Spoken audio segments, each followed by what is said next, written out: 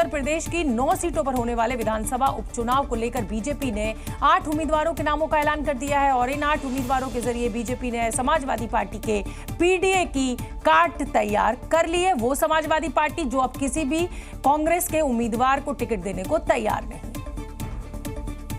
इसकी झलक बीजेपी की लिस्ट में साफ दिख रही है।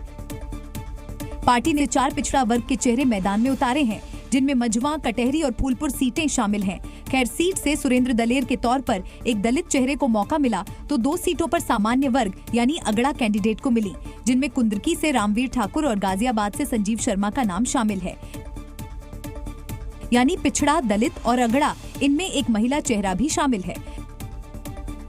दरअसल 2024 के लोकसभा चुनाव में अखिलेश यादव ने पीडीए फॉर्मूले को खूब भुनाया और इसके नतीजे भी अप्रत्याशित रहे। लिहाजा 2027 के सेमीफाइनल में बीजेपी भी इसी दांव का लिटमस टेस्ट कर रही है।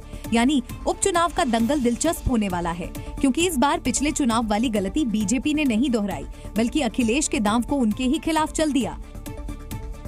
उपचुनाव के लिए बीजेपी ने जिन 8 सीटों पर उम्मीदवारों का ऐलान किया, उनमें मैनपुरी की करहल सीट भी शामिल है। बीजेपी ने अब इस सीट से अखिलेश यादव के परिवार के ही एक सदस्य को उतारकर मास्टर स्ट्रोक लगाया है।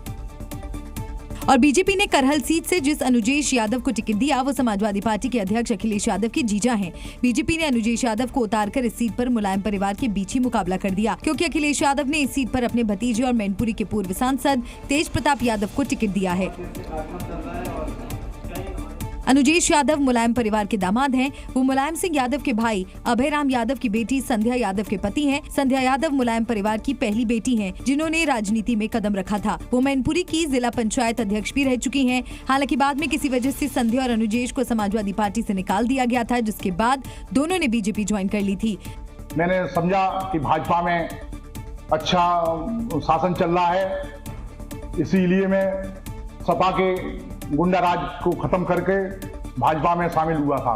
दरअसल करहल से अखिलेश यादव विधायक थे, पर सांसद चुने जाने के बाद उन्होंने विधायक पद से इस्तीफा दे दिया था। अब इस सीट पर उपचुनाव हो रहा है।